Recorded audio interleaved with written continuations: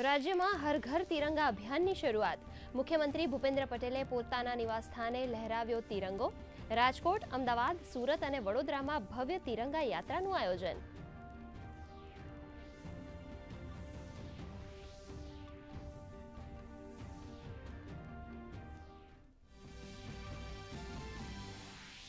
રાજ્યમાં ચાંદીપુરા વાયરસનો કહેર. અત્યાર સુધી 71 બાળકોના મોત.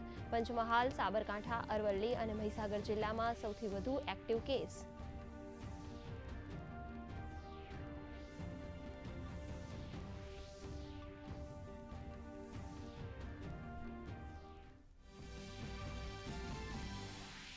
ઉમેદવારોના વિરોધ બાદ ગુજરાત ગૌણ સેવા પસંદગી મંડળે વનરક્ષકની ભરતી માટે જાહેર કર્યું નવું કટ ઓફ. 8 ગણાના સ્થાને 25 ગણા ઉમેદવારો શારીરિક પરીક્ષા માટે લાયક. ઉમેદવારોના માર્ક્સની પણ જાહેરાત.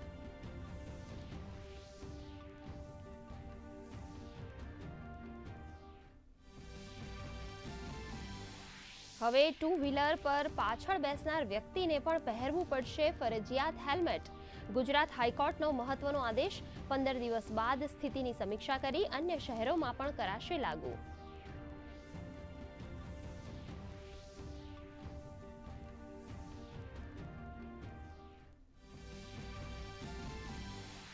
વિનેશ ફોગાટે કુશ્તીમાંથી લીધો સંન્યાસ. સોશિયલ મીડિયા પ્લેટફોર્મ પર લખ્યું, કુશ્તી મારાથી જીતી ગઈ અને હું હારી ગઈ. સિલ્વર મેડલ તરીકેના તમામ લાભ આપવાની હરિયાણા સરકારે કરી જાહેરાત.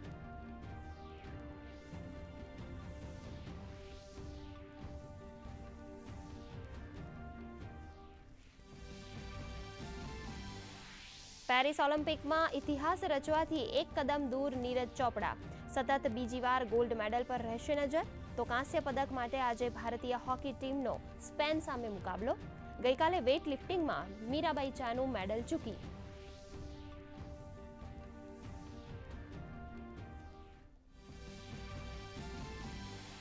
લોકસભામાં આજે રજૂ થશે વકફ સાથે જોડાયેલા 2 મહત્વના બિલ. 1955માં બનેલા વકફ કાયદામાં 40થી વધુ સંશોધનોનો પ્રસ્તાવ. વિપક્ષની માંગ, સંસદની સ્થાયી સમિતિને મોકલવામાં આવે બિલ.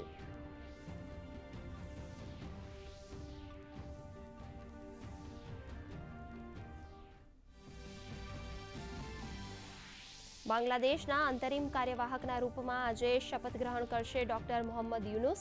હિંસા અને અરાજકતામાંથી પસાર થતા બાંગ્લાદેશની સ્થિતિ હજુ પણ નાજુક.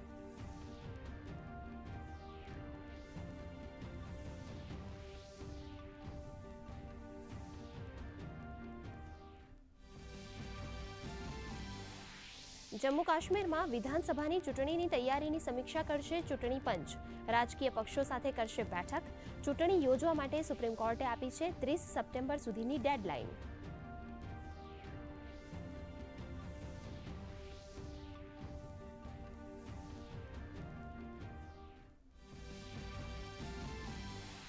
તો ભારતીય શેર બજારની કમજોર શરૂઆત. સેન્સેક્સ 200 અંક તૂટ્યો. આઈટી અને મેટલ શેર્સમાં જોવા મળ્યો ઘટાડો. સોના અને ચાંદીના ભાવમાં ઘટાડો. આરબીઆઈએ વ્યાજ દરોમાં ન કર્યો કોઈ બદલાવ.